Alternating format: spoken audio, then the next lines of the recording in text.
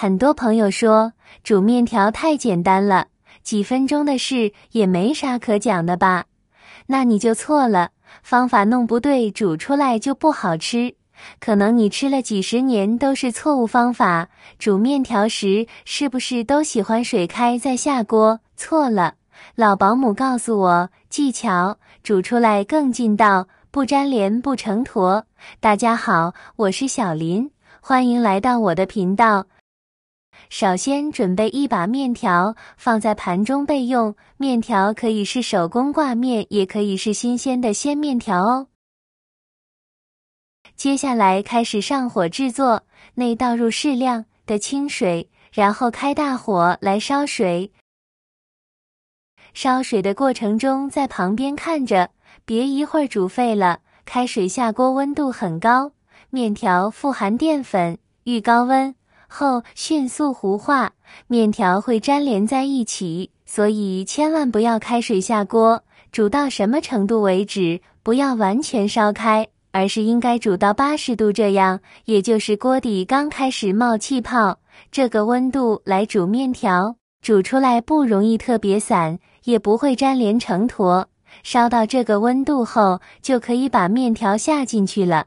下入面条以后，我们还需要往其中加上2样东西，第一种是盐，第二种是油。放上这2样东西，既可以增加面条的筋性，又可以使其更顺滑，不粘连。加进去以后，用筷子搅拌一下，让面条分散一些，然后开始煮。大家记住，煮干面条的时候要用小火煮，煮鲜面条一定要用大火。如果温度不够，面条表面不易形成黏膜，就会导致面条糊化在水里。我们经常煮面条的朋友会发现，水已经煮开了，面条都煮软了，但是吃的时候面条里面还是有点夹生。这是什么情况？这是因为里外受热不均匀，还会使煮面的水变得很浑浊，黏黏的，没有一点咬劲。其实当水沸腾的时候，我们需要加入适量的凉水，这个过程叫做点水，一般需要重复2次，这样就不会让面条外部熟得太快，受热均匀，不夹生。亲爱的朋友们，视频已经看到这里了，如果您喜欢我的视频，请您用发财的小手给我点个赞吧，您的每一个点赞都是对我最大的支持与鼓励。谢谢大家了。如果一直用开水煮，面条很快会煮烂，汤也变得黏黏稠稠，非常不好吃。那加入点冷水就可以完美解决整个问题。利用热胀冷缩，面条口感会变得很筋道，而且面汤也立马就会变清澈了。现在面条已经煮好了，捞出来过一下凉开水，这样能使面条口感更加爽滑劲道，也不会粘连在一起。怎样能让面条爽口弹牙？就是把煮好的面条一下子放到凉开水当中，过冷水，这时面条就像肌肤一样热胀冷缩，皮肤收紧，多么紧致。过完冷水的面条啊，有筋道，条条分明，这嚼劲，这弹牙。准备一把小葱，切成葱，放入盘中备用。有一句话说得好，吃面没有蒜，香味少一半。把大蒜给它拍碎，然后将大蒜剁成蒜末。如果家里面有搅蒜机的，可以直接用机器来打，那样打出来蒜末特别的碎，大蒜味道会更加的浓郁。尽量用菜刀再给它剁一剁，剁成蒜末之后备用。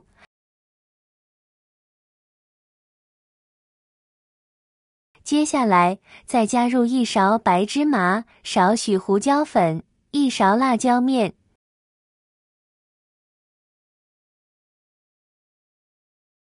倒入热油，浇入碗中，激发出香味。下面开始调味，半勺食盐，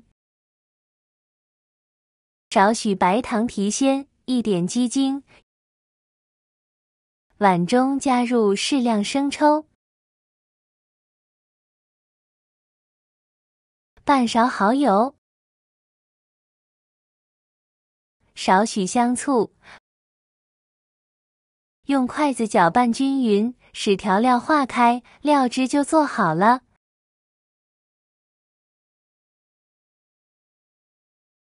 再准备黄瓜，清洗干净，用馊子馊成丝。将调好的料汁倒面条碗中，再来几颗花生米、黄瓜丝，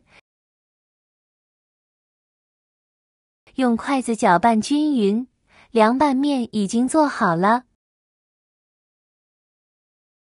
面条爽滑劲道，不坨不加生，里面加入了清脆爽口的黄瓜，一点也不油腻，再搭配上酥脆的花生米，味道真的是太美味了。很多人都觉得南方的朋友都喜欢吃大米，北方的朋友都是喜欢吃面。其实我们南方人早餐更多的也是会选择面食。面条源于我们中国，有着4000多年的制作食用的历史。虽然说面条制作简单，食用方便，营养丰富，但是它就衍生出很多不同的烹饪方式，各种各样的花式，色香味俱全。像有北京的炸酱面、兰州拉面、河南的烩面、刀削面、桂林米粉、柳州螺蛳粉。螺蛳粉是我的挚爱，虽然有很多不同做法，但是我们评判一碗面条做得好与不好，常常都会说到面条够不够韧性，筋不筋道，滑不滑口，有没嚼劲。煮面条技巧总结：煮面条看似简单，里面也是有技巧的。